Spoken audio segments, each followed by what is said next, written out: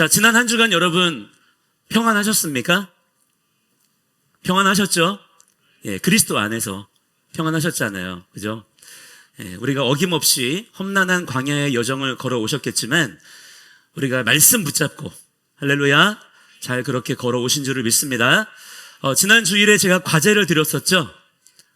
출애굽기 20장 1절부터 21절까지의 말씀에 기록된 아쉐레트 하데바림 10계명의 말씀들을 우리에게 주셨는데 그 말씀들을 붙잡고서 우리가 광야를 걸어보자.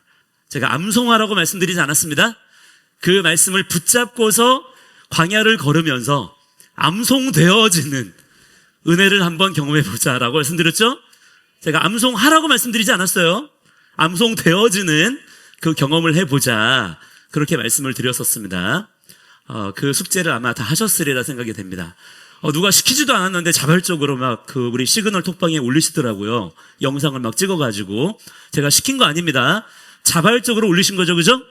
예, 자발적으로 그렇게 올리신 거예요. 제가 암송하라고 안 했어요. 근데 암송을 다 하셨더라고요, 그렇게. 물론 열매의 크기와 모양이 다 똑같을 수는 없어요.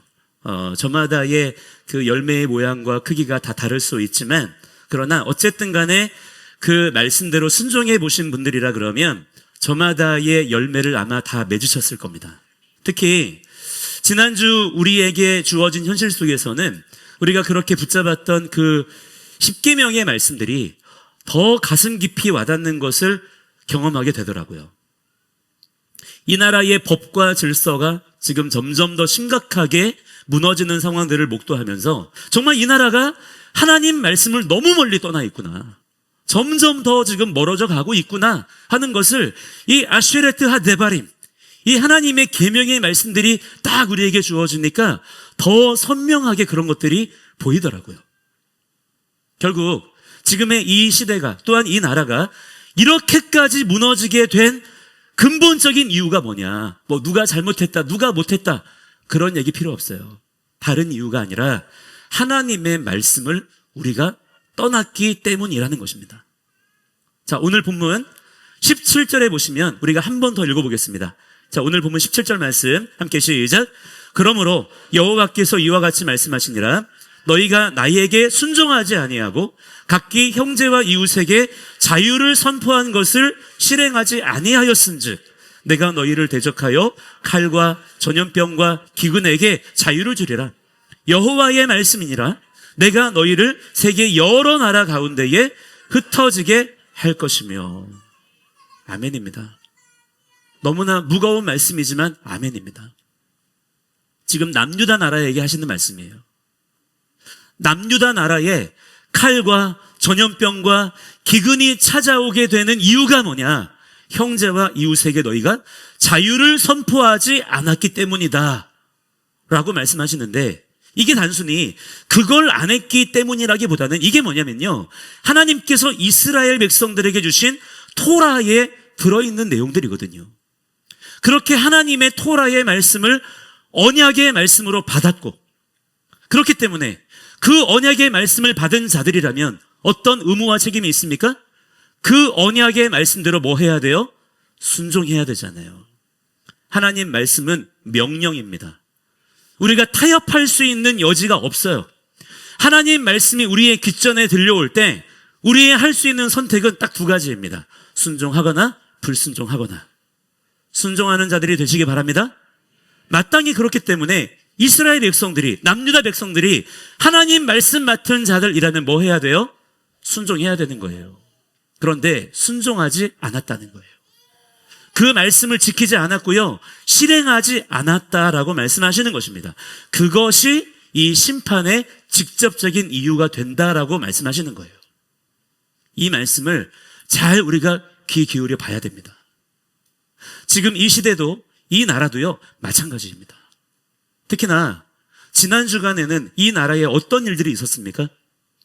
법, 제도, 정책과 관련된 이슈들이 많았는데 도대체가 말이 안 되는, 상식이 통하지 않는 상황들을 우리가 만나게 되는 것이죠.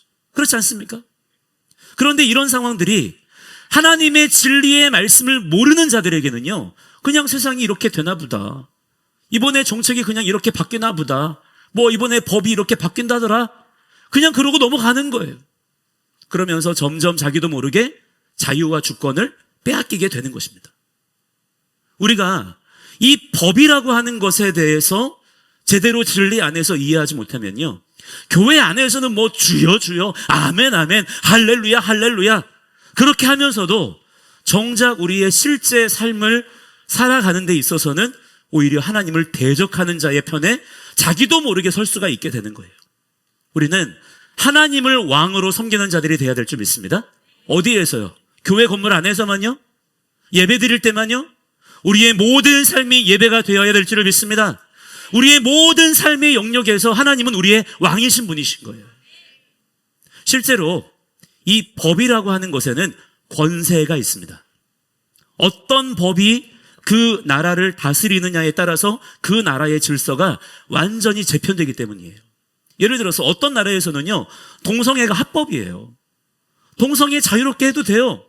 그러나 또 어떤 나라에서는 동성애를 하면 사형이에요. 어떤 나라에서는 지금처럼 이렇게 우리가 예배 드리는 것이 자유예요. 보장이 되어 있는 거예요. 그러나 어떤 나라에서는요, 목숨 걸고 예배 드려야 됩니다. 잡아가고 때리고 추방하고 막 그러기 때문이에요. 그게 전부 다 법에 의해서 그렇게 집행이 되는 것입니다. 지금 우리가 왜 악법을 막아야 된다고 하는 것인가요? 실제 그러한 법들이 이 나라 가운데 제정이 되고 발효가 되면 우리가 하나님 말씀대로 살겠다고 하잖아요. 우리가 하나님 말씀대로 순종해야 될 줄을 믿습니다. 그렇게 우리가 하나님 말씀대로 살아야지, 하나님 말씀대로 순종해야지 라고 하는데, 그렇게 하는 말과 행동들이 전부 다 그 법에 의해서 불법이 되기 때문이에요. 무서운 것입니다. 그러한 권세와 능력이 실제로 법이라고 하는 것에 부여가 되어 있기 때문이에요. 그래서 법이 무서운 거예요. 그렇기 때문에 우리 예수 믿는 사람들이 예수님은 그리스도이시고, 할렐루야, 예수님이 유일한 왕이시고 예수님만이 이 땅의 통치자이시고, 그 사실을 믿는 사람들이 이러한 법과 정책에 대해서 더 예민하게 살펴보고 악법들에 대해서는 불같이 일어나서 저항해야 되는 것입니다. 그 책임이 가장 1차적으로 우리 그리스도인들에게 맡겨져 있는 거예요. 왜? 예수님은 살아계신 우리의 왕이시기 때문입니다. 자, 그러한 관점에서 하나님께서 이번 주에 우리에게 주시는 말씀들의 제목들이 바로 이 미시파팀이라는 것이거든요. 이 미시파팀이라는 말씀의 제목이 우리에게 주어졌다는 것은 굉장히 중요한 거예요. 왜냐하면 이 미시파팀이라고 하는 것의 뜻이 뭐냐면 바로 법규들, 법조항들, 법, 이런 뜻이 있기 때문입니다. 특별히 재판의 기준이 되는 세부적인 법조항이 오늘 하나님의 진리의 말씀으로서 우리에게 주어지는 것을 볼 수가 있는 거예요. 이 말씀들을 통하여서 우리 안에 법에 대한 분명한 진리적인 기준이 세워지게 되기를 주 예수의 이름으로 간절히 축원합니다. 지난주에 읽으셨던 이트로의 말씀들을 통해서는 우리가 무엇을 보았나요? 시내산의 그 압도적인 임재 속에서 하나님께서 친히 그 백성들에게 십계명이라고 하는 거대한 기준과 원칙이 되는 말씀을 주셨다면, 이번 주 미시파팀의 말씀에서는 그 원칙이 우리의 삶의 아주 세밀한 구석구석에, 예를 들어서 종의 문제, 어떤 배상의 문제, 여러 가지 세부적인 재판의 문제들 등에서 어떻게 작동을 해야 되는지 구체적인 세부 조항들을 하나님께서 일일이 말씀해 주십니다. 자, 이게 무슨 말인가요? 하나님께서는 우리의 그러한 모든 일상의 삶 속에 관심이 있으시다는 거예요. 하나님께서는 이런 부분들에 있어서도 우리의 주님이 되기를 원하신다는 것입니다. 우리의 모든 일상이 하나님을 떠나지 않고 직접적으로, 아주 세부적으로, 구체적으로 하나님의 말씀의 인도하심과 보호하심을 받기를 원하신다는 것을 우리가 알 수 있는 거예요. 그것이 우리에게 법을 주시는 하나님의 마음이라고 하는 것이죠. 흔히 사람들은 법이라고 하면 어떤 마음이 듭니까? 나를 구속하는 것, 나를 어렵게 하는 것, 지키기 까다로운 것, 나를 제한하는 것, 그렇게 생각할 때가 많이 있어요. 하지만 여러분, 그것은 법의 본질을 그만큼 우리가 진리 안에서 놓쳤기 때문인 것입니다. 모든 법, 규례 조항들의 가장 근본이 되는 것은요, 하나님의 말씀인데, 이 하나님의 법, 즉 미슈파팀의 본질은 구속이 아니에요. 우리를 제한하고 어렵게 하시는 것이 아니라 우리를 보호하시기 위함이신 것을 깨달으시기 바랍니다. 자, 어떻게 생각하시면 되냐면, 이 법이라고 하는 것은 무슨 감옥이나 수용소 같은 것이 아니에요. 울타리와 같은 것입니다. 억지로 지켜야 되는 것이 아니라 그 법을 지킬 것이냐 지키지 않을 것이냐에 대한 선택권, 결정권이 누구에게 있어요? 나에게 있는 거예요. 그 자유의지를 우리에게 주셨어요. 그러나 그 선택에 대한 책임도 누가 져야 돼요? 내가 져야 되는 것입니다. 그 권리를 우리에게 주신 거예요. 그래서 우리가 선택하는 가운데 우리에게 주신 자유의지를 가지고 선택하는 거예요. 우리가 하나님 울타리 안에 있겠습니다. 그래서 그 말씀의 울타리 안에 있을 때에는 그 울타리의 주인 되시는 하나님의 보호와 공급을 받게 되는 것이지만, 그 울타리 밖으로 나가게 되면요, 내가 내 삶의 모든 책임을 다 져야 되는 것입니다. 따라서 여러분, 이 법이 없으면 어떻게 될까요? 힘 있는 자가 약한 자를 잡아먹는 정글이 됩니다. 우리 사람 안에는 아무런 선한 것이 있어요, 없어요? 있습니까, 없습니까? 없어요. 우리 안에는 아무런 선한 것이 없습니다, 여러분. 사람에 대해서 기대하지 마세요. 사람은 스스로를 절제하지 못합니다. 그래서 우리에게 뭐가 필요합니까? 기준과 질서가 필요한 거예요. 그래야 우리가 사람답게 사는 겁니다. 법은 그 정글 속에 울타리를 치는 거예요. 울타리를 쳐서 그 안으로 들어오라는 것입니다. 그 안에서 우리의 생명과 재산을 보호받으라는 거예요. 하나님의 공급하심으로 살아가라는 것입니다. 이러한 사랑의 안전장치를 우리에게 주신다라고 하는 거예요. 자, 그러므로 여러분, 하나님의 말씀의 법은 우리에게 좋은 것입니까? 나쁜 것입니까? 좋은 것이죠. 하나님 말씀을 더욱 사랑하는 자가 되시기 바랍니다.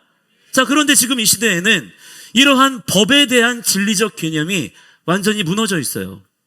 누가 법을 그렇게 생각합니까? 법이 국민을 보호하는 울타리가 아니라 오히려 권력을 가진 자들이 국민을 약탈하고 상대의 진영을 파괴하는 무기가 되어버렸습니다. 법치라는 이름 아래 오히려 법치가 파괴되고 있는 지금의 이 역설적인 상황, 우리는 이것을 어떻게 해석해야 될까요? 오늘 본문인 예레미야 34장을 통해서 하나님이 왜 우리에게 칼과 기근과 전염병의 자유를 역설적으로 주시겠다고 경고하시는지 그 떨리는 음성을 함께 듣는 자들이 되어야 되는 것입니다. 자, 먼저는 우리가 이 미슈파팀이라는 단어의 의미를 명확하게 짚고 넘어가야 될 필요가 있습니다. 이미 하나님께서 이스라엘 백성들에게 십계명의 말씀, 토라의 말씀을 주셨어요. 그럼에도 불구하고 이 미슈파팀의 말씀들을 또 추가적으로 주시는 거거든요. 그렇다면 이 토라와 미슈파팀이 서로 어떻게 다른 것일까요? 이 차이를 잘 아셔야 되는데요. 쉽게 설명하면 이렇습니다. 토라는 뭐냐면 하나님의 전체적인 가르침이에요. 즉 하나님의 기준을 말씀해 주시는 거죠. 하나님의 뜻이 무엇인지, 그리고 우리 각 인생의 방향을 설정해 주시는 거예요. 너희가 이 방향으로 살아가야 된다는 것입니다. 그것을 토라의 말씀으로 이렇게 우리에게 가르쳐 주시는 거예요. 반면에 이 미슈파트는 뭐냐면 좀 더 거기에서 구체적으로 들어가는 겁니다. 그렇다면 우리가 그렇게 하나님 말씀의 방향으로 하나님 말씀대로 살아갈 때에 만나게 되는 여러 상황들이 있잖아요. 그런 구체적인 상황들 속에서 판결의 기준이 되는 하나님의 뜻이 무엇인지 이런 것들을 구체적으로 가르쳐 주시는 규례가 되는 것입니다. 즉 우리의 실제 살아가는 삶에서 어떤 문제가 생겼을 때 재판관이 재판을 해야 되잖아요. 재판관이 그런데 무엇을 근거로 판결해야 되는지를 알려주는 아주 실무적인 법령인 셈이죠.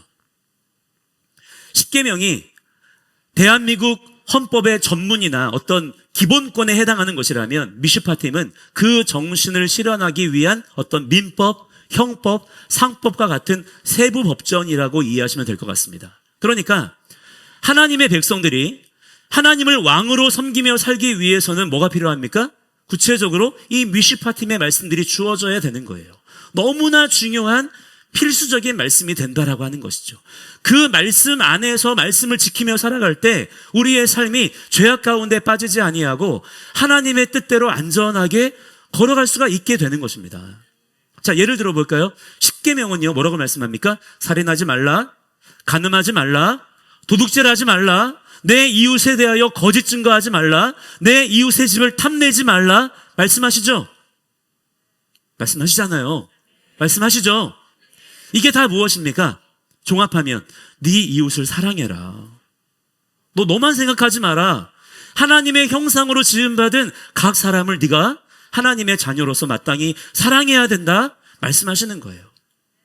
자, 그런데 그런 상황들이 다 똑같이 일어나나요? 되게 다양하게 일어날 수가 있잖아요. 여러 상황들이 발생할 수가 있는 거예요. 예를 들어서 내 소가 이웃의 밭을 망가뜨렸어요. 혹은 내가 실수로 사람을 다치게 했을 때 어떻게 하는 것이 이웃사랑인가 하는 것에 대해서는 막막할 수가 있습니다. 그런 일이 벌어졌을 때 우리가 이웃을 사랑하기 위해서 우리가 어떻게 배상을 해야 될까? 그때 하나님께서는 이 미시파팀의 말씀들을 통해서 가르쳐 주시는 거예요. 이럴 때는 이렇게 배상해라. 저럴 때는 저렇게 네가 책임을 져라. 그게 이 미시파팀의 말씀들의 역할이 되는 것입니다. 그러니까 여러분, 이러한 세부적인 말씀들을 주신 것이 우리를 어렵게 하는 것인가요? 우리를 답답하게 하는 것입니까? 우리를 안전하게 하시는 것인 줄을 믿으시기 바랍니다. 우리를 보호하시는 거예요. 결국에 이 미시파팀의 말씀들은 뭐냐면 사랑과 정의를 말씀하시는 거예요. 사랑이 무엇이냐, 정의가 무엇이냐, 이것을 구체적으로 어떻게 실천할 것인지를 그분의 백성들에게 가르쳐 주시는 것입니다. 즉, 사랑과 정의란 무엇입니까? 사실은요, 같은 말이에요. 다른 말이 아닙니다. 사랑 없는 정의, 정의 없는 사랑은 없는 거예요. 그렇다면 그게 뭐냐? 하나님의 말씀대로 하는 것입니다. 그게 사랑이에요. 하나님의 말씀대로 하는 것입니다. 그게 정의인 것입니다. 우리 스스로는 사랑할 수가 있나요, 없나요? 내가 내 자녀 사랑하죠? 그러나 내가 내 힘으로, 내 감정으로 자녀를 사랑할 수 있나요? 나는 사랑한다고 하지만 자녀는 그것 때문에 죽겠는 거예요. 나는 스스로 사랑할 수 없는 존재입니다. 내 안에는 사랑이 없기 때문이에요. 우리 스스로가 정의를 세울 수 있나요? 먼저는 나부터가 정의로운 존재가 아닙니다. 그렇기 때문에 우리가 사랑과 정의를 행하기 위해서는 뭐가 필요합니까? 하나님의 말씀이 필요한 거예요. 하나님의 말씀을 통해서라야 그 말씀에 순종하는 삶을 통해서 사랑할 수도 있는 것이고 정의를 행할 수도 있는 것입니다. 각 사람에 대한 하나님의 뜻을 이렇게 반영하는 거예요.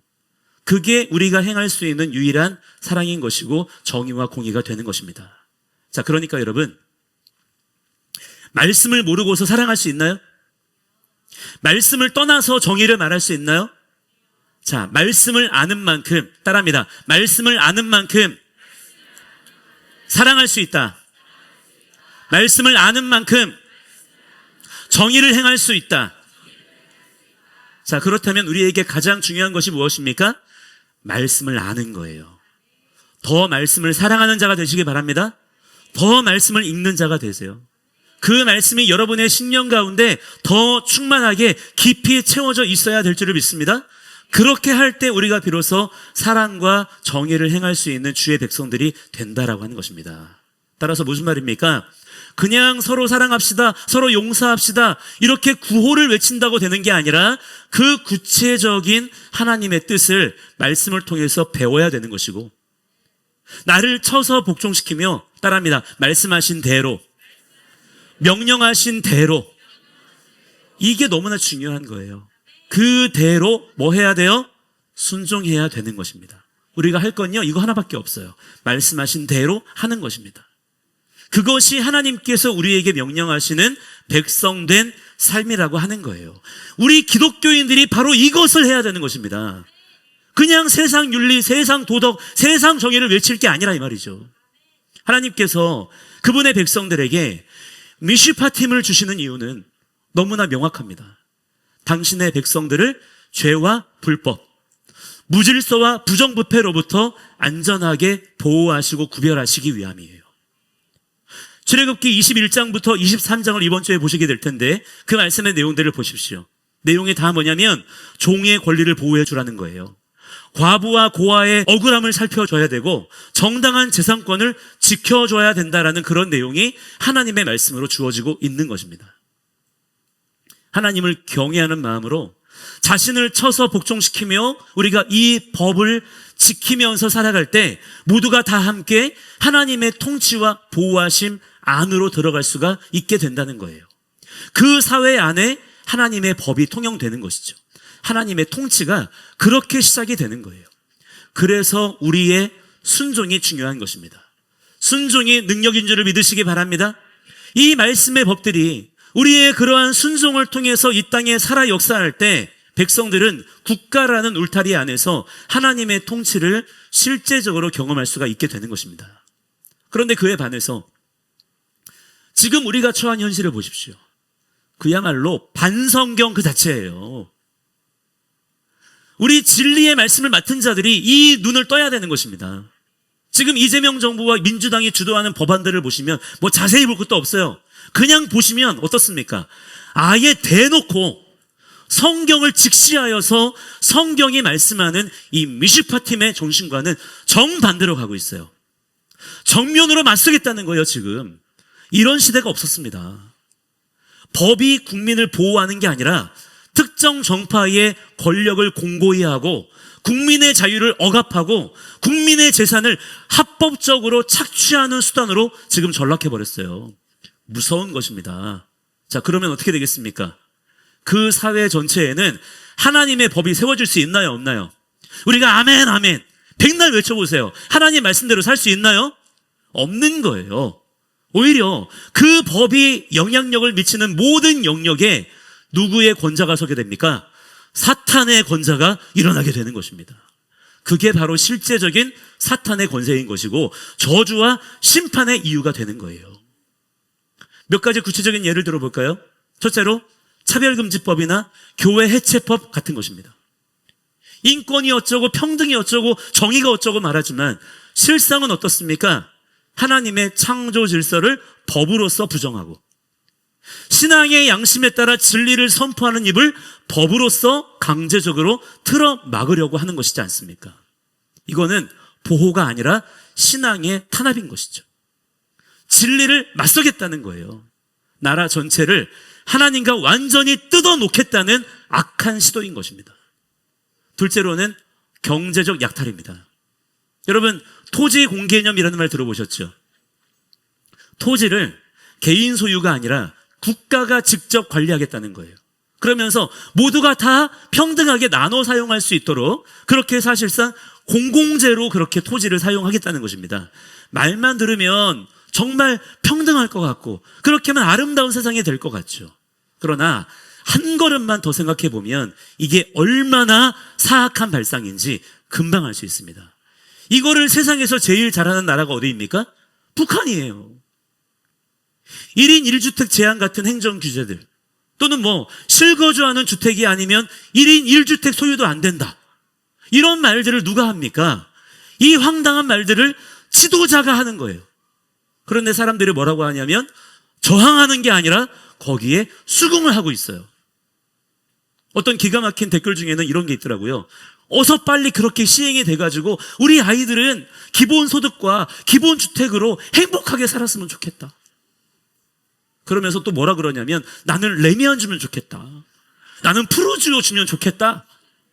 이런 말들을 농담처럼 하는 게 아니라 진지하게 말하더라니까요. 이게 여러분 미친 겁니다. 지금 세상이 미쳐 돌아가고 있어요. 얼마나 미련한 것입니까?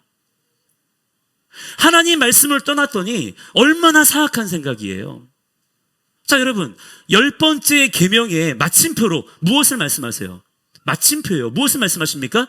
내 이웃의 집을 탐내지 마라 말씀하셨잖아요. 왜 남의 소유를 빼앗아서 모든 사람들이 똑같이 나눠 가져야 된다는 것일까요? 왜 그거를 법으로 정책으로 만들려고 하는 것입니까? 다 같이 합법적으로 마음을 다해서 하나님을 대적하자는 거예요. 무서운 생각인 것입니다. 그것은 모두가 다 잘 살게 되는 것이 아니라 모두가 다 함께 하나님의 심판을 받자는 거예요. 성경은 분명히 개인의 정당한 소유권과 재산권을 인정합니다. 미슈파팀의 많은 부분이 무엇을 말씀하냐면 내 이웃의 것을 탐내지 말아라. 너 만약에 내 이웃의 소유에 손해를 입혔으면 너 배상해야 돼. 이것을 말씀하십니다. 재산권 보호에 할애되어 있어요. 그렇기 때문에 하나님 말씀이 진리라고 말하는 우리 기독교인들이 지금의 이러한 악법과 정책들에 대해서 가만히 있으면 되겠습니까? 이런 말들에 우리는 발작을 해야 되는 거예요. 지금 한국 교회들이 제정신들이 아닌 것입니다. 우리가 이 땅 가운데 살아가면서 뭐를 해야 되는지를 완전히 망각하고 있는 것이고 부정하고 있는 거예요. 이러한 하나님의 기준과 질서를 세상 가운데 말해줘야 되고 가르쳐야 되는 것이 누구입니까? 바로 우리 그리스도인들이란 말입니다. 하나님 말씀에 아멘 하는 자들이 그러한 말들에 대해서 맞서고 저항해야 된다라고 하는 거예요.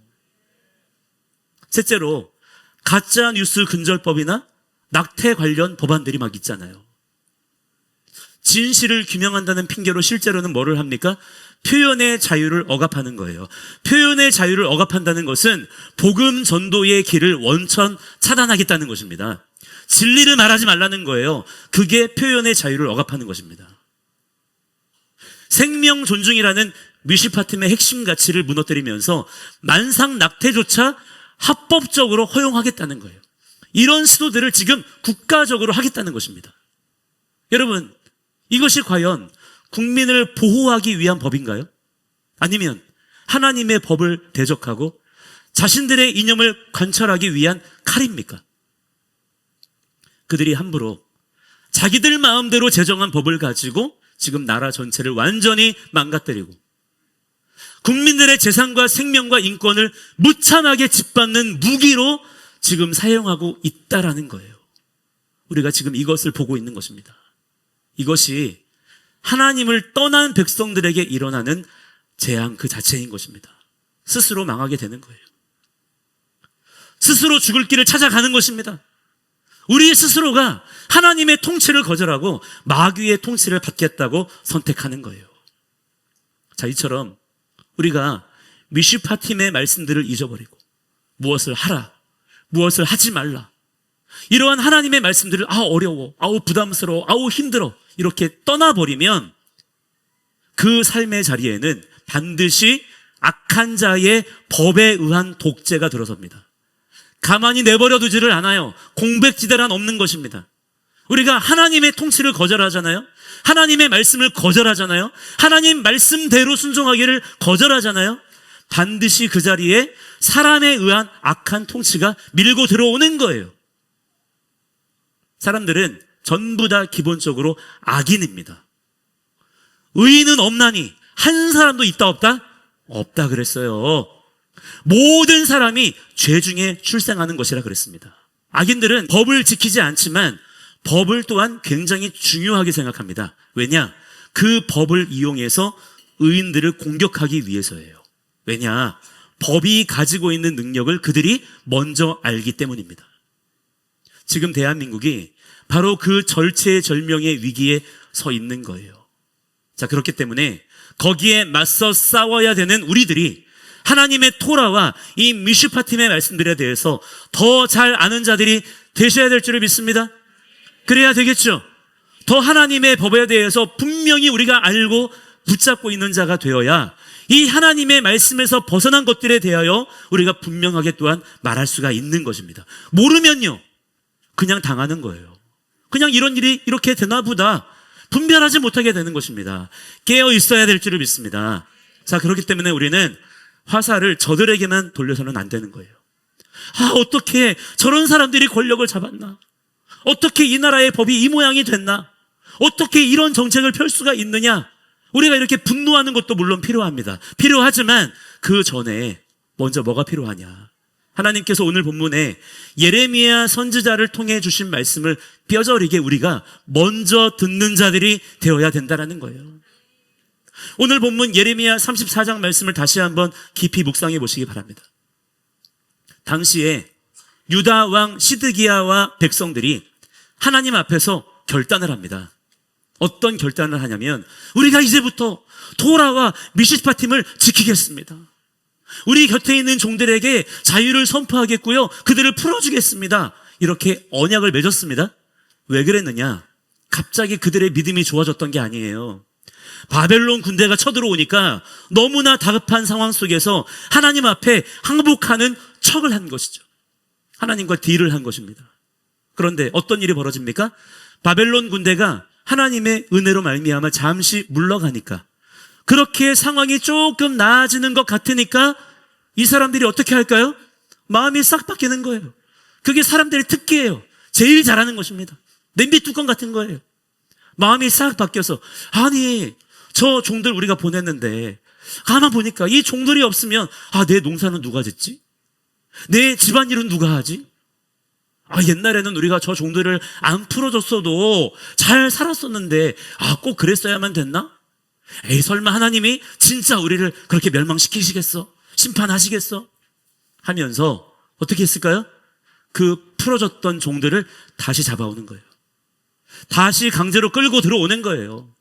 그러나 사실 이게 무엇입니까? 하나님과 맺은 언약을 업신여긴 것입니다. 하나님을 만홀히 여긴 거예요. 자, 그러자 이때 하나님의 반응이 무엇입니까? 그게 17절의 말씀이에요. 아까 읽었지만 다시 한번 읽겠습니다. 17절 말씀 함께 시작. 그러므로 여호와께서 이와 같이 말씀하시니라. 너희가 나에게 순종하지 아니하고 각기 형제와 이웃에게 자유를 선포한 것을 실행하지 아니하였은즉 내가 너희를 대적하여 칼과 전염병과 기근에게 자유를 주리라. 여호와의 말씀이니라. 내가 너희를 세계 여러 나라 가운데에 흩어지게 할 것이며. 아멘입니다. 여러분, 이 말씀이요, 얼마나 무서운 말씀인지 보이십니까? 너희가 내 법, 내 미시파팀을 분명히 너희들한테 줬고, 너희들이 거기에 대해서 분명히 아멘도 했는데, 그런데 이 법을 너희가 버리고 너희 이웃, 너희 형제들의 자유와 재산을 빼앗았느냐? 좋다. 그럼 나도 너희를 보호하던 나의 손길을 거두겠다. 이제부터는 칼이 너희를 마음껏 베도록 칼에게 자유를 줄 것이다. 전염병이 너희를 마음껏 덮치도록 전염병에게 자유를 줄 것이다. 기근에게 자유를 줄 것이다. 이렇게 말씀하시는 거예요. 그리고 정말 그 일이 남유다 땅에 실제로 벌어졌어요. 잠시 물러갔던 바벨론이 오히려 더 힘을 내가지고 아예 유다 땅이 망해버리게 되었고요.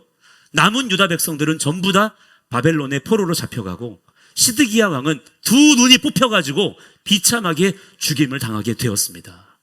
하나님은요, 두려우신 분이신 거예요. 실제 하나님께서 말씀하신 대로 그렇게 실제 역사가 일어났단 말입니다. 하나님은 살아계신 분이시기 때문이에요. 하나님은 두려우신 분이십니다. 이게 지금 대한민국의 상황이라는 것을 우리가 또한 분명히 알아야 될 줄 믿습니다. 우리가 그동안 하나님의 언약을 어떻게 대했습니까? 가볍게 여겼습니다. 하찮게 여겼어요. 구원은 은혜로 받는 거야. 구원은 거저 주시는 거야. 말씀대로 살 필요 없어. 행위로 구원받는 거 아니야. 교회만 열심히 다니면 돼. 주일 성수만 잘하면 돼. 아멘만 잘하면 돼. 성경 어디에 그런 말씀이 있나요? 그러면서 정작 성경에 버젓이 나와 있는 하나님의 말씀들에 대해서는 이건 율법이야. 이건 유대적이야. 이건 옛날 얘기야. 이런 식으로 함부로 우리가 무시해 왔던 거예요. 여러분, 이게요, 죽을 죄입니다. 하나님은 우리에게 그런 취급을 받으실 만한 분이 아니시다라고 하는 거예요. 교회가 미슈파팀, 즉 하나님의 정의와 공의를 우리 삶의 현장에서 순종하는 일에 게을렀습니다. 아니, 사실은 의도적으로 회피했어요. 율법이야, 유대주의야, 꼭 그렇게 해야 되겠어? 땅에 묻어두었던 것입니다. 그러면서 정작 공의와 정의를 외친답시고 뭐를 했습니까? 세상 인본주의자들, 사회주의자들, 좌파들이 말하는 그 거짓된 공의와 정의를 교회 안으로 끌고 들어온 거예요. 사랑한다고 말하면서 동성애도 괜찮아, 소아성애도 괜찮아. 이렇게 말하는 지경까지 오게 된 것입니다. 그래서 공의와 정의를 행한다고 할수록 하나님과는 오히려 멀어지게 되는 거예요. 불법과 거짓이 판을 치게 되는 그러한 현상이 벌어지게 된 것입니다. 예배는 드렸지만, 주일 성수는 했지만, 헌금은 했지만, 교회 건물은 요란하게 지었지만, 정작 세상에 나가서는 안 믿는 사람들과 똑같은 방식으로 이웃을 착취하고 거짓말하고 이기적으로 그렇게 살았던 거예요. 죽을 죄를 저지른 것입니다. 할 말이 없는 거예요. 우리가 지금 우리가 그렇게 하나님의 법을 우습게 여기니까 하나님께서 우리를 그동안 보호하시던 성벽을 허물어 버리신 거예요. 우리가 그동안 어떻게 살아왔습니까? 우리는 그동안 말도 안 되는 자유와 번영을 누려왔어요. 우리에게 무슨 자격이 있습니까? 무슨 우리에게 능력이 있어요? 하나님의 주권적인 은혜로 말미암았던 거예요. 그런데 그걸 하나님께서 지금 이 땅 가운데에서 무섭게 거두어가고 계시는 것입니다. 그 결과로 지금 우리는 악한 정권의 압제라는 칼과 경제적 파탄이라는 기근과 온갖 사회적 혼란이라는 전염병에게 지금 말 그대로 유린을 당하고 있는 거예요. 그러한 재앙들이 지금 이 땅에 자유롭게 활개를 치고 있는 것입니다. 지금 우리가 겪는 이 고통은 단순히 정치적인 문제가 아니라 우리가 하나님의 언약을 깨뜨린 것에 대한 영적 대가라는 사실을 우리부터가 먼저 뼈저리게 깨달아야 될 줄을 믿습니다. 우리가 회개해야 된다고 하는 거예요. 사랑하는 성도 여러분, 이제 우리는 선택해야 됩니다. 계속해서 정치인들만 욕하며 주저앉아 있을 것인가? 아니면 지금이라도 우리 안에 무너져 있는 미시파 팀부터 우리 삶 속에 다시 세울 것인가 하는 거예요. 어떻게 하시겠습니까? 많은 기독교인들이 신앙을 감정의 영역으로 제한합니다.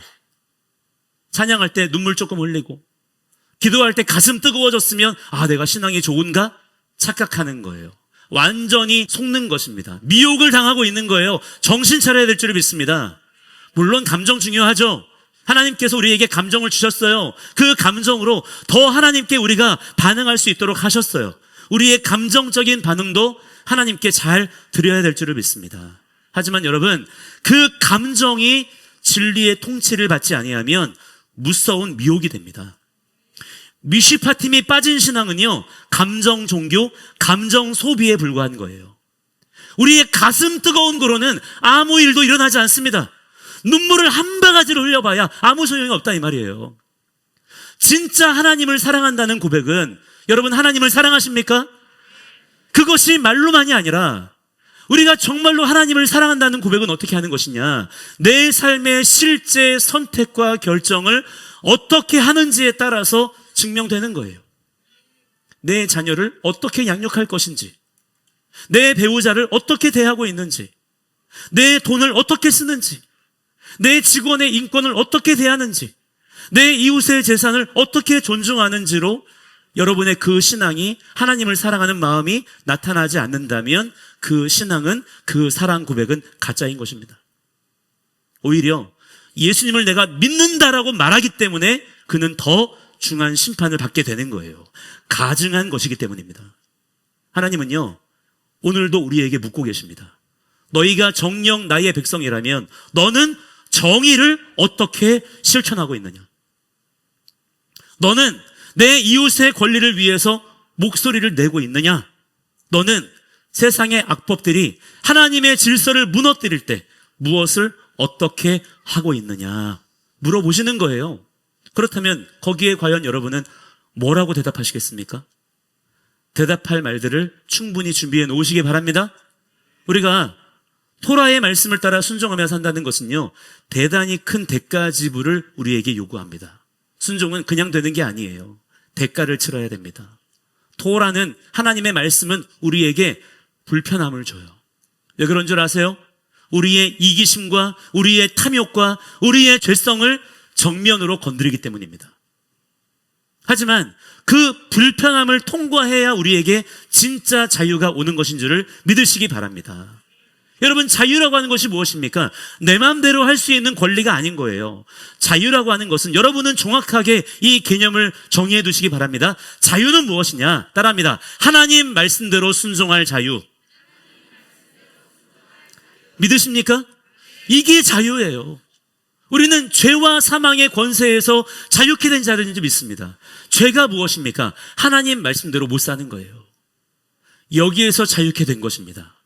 하나님 말씀대로 순종할 자유를 누리시기 바랍니다. 그렇기 때문에 자유라고 하는 것은 법과 질서 안에서라야 제대로 누릴 수가 있는 거예요. 그냥 나 혼자 뛰어다니는 게 아닌 거예요. 하나님 말씀 안으로 들어가서 거기에서 자유케 되는 것입니다. 그렇게 우리가 하나님의 법 안으로 다시 들어갈 때 비로소 하나님은 우리를 칼과 기근과 전염병으로부터 보호하실 것입니다. 회복해 하실 거예요. 지금 이재명 정부가 추진하는 저 수많은 악법들, 행정 규제들을 보세요. 예, 무섭습니다. 진짜 이대로 가다가는 나라가 금방 망할 것 같아요. 그렇게 자랑하던 코스피 지수, 지난 이틀 사이에 무섭게 빠지는 거 다 보셨잖아요. 하나부터 열까지 뭐 하나 진실한 게 없지 않습니까? 절대 우리가 속아 넘어가서는 안 되는 것입니다. 진리대로 사는 것이 우리의 진실한 신앙인 것이지, 교회 건물 안에서 아무리 아멘 할렐루야 외치면서 허허거리며 산다 그래도 실제 우리의 삶이 하나님의 말씀과 뜯어져 있으면 무조건 세상의 심판을 같이 받게 되는 거예요. 우리가 진짜 두려워해야 될 것은 저들의 권력이 아니라 우리 안에 하나님의 미슈파팀이 사라진 현실입니다.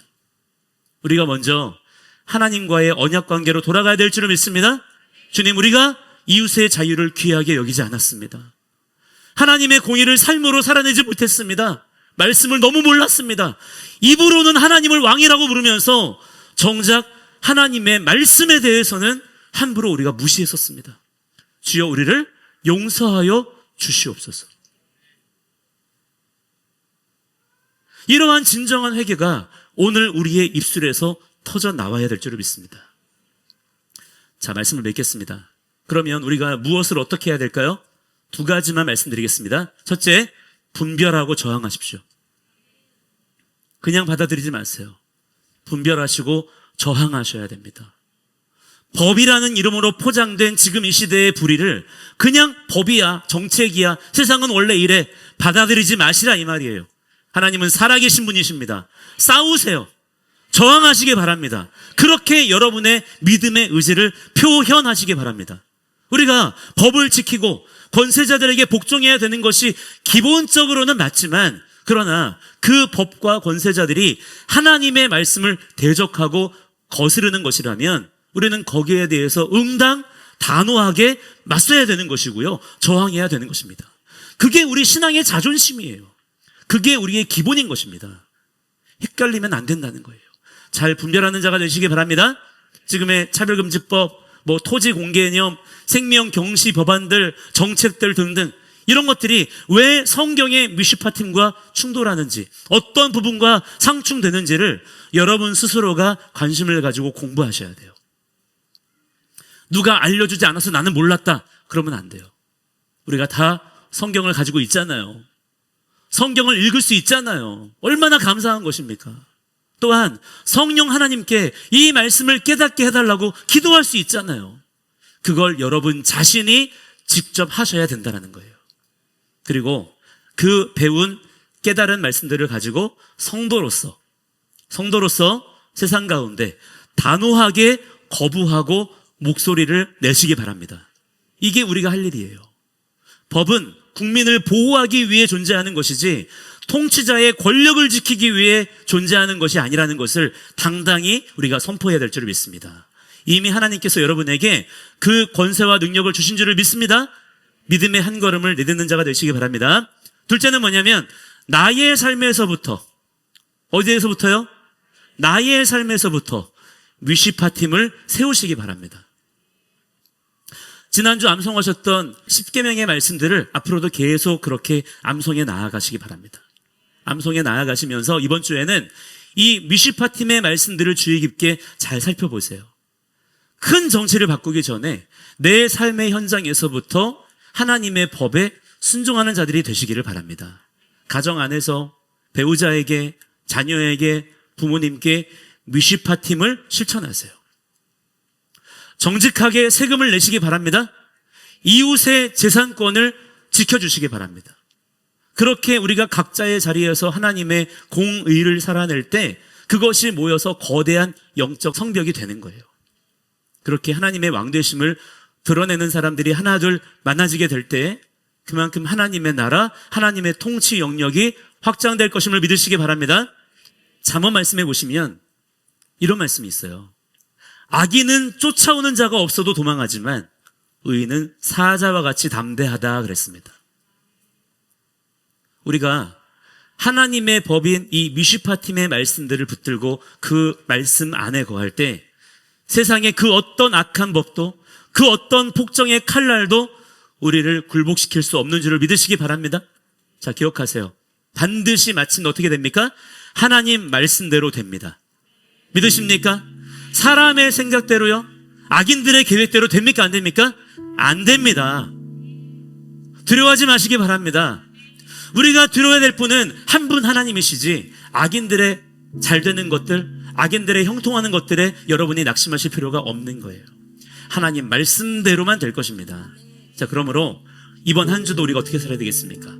되는 데에 줄을 서셔야죠. 하나님 말씀 붙잡고서 우리에게 주어진 이 광야를 흔들림 없이 걸어가시는 그러한 주님의 신실한 종들이 되시기를 주님의 이름으로 간절히 축원합니다. 더 말씀 안으로 들어가는 자들이 되시기를 바랍니다. 함께 자리에서 좀 일어나겠습니다.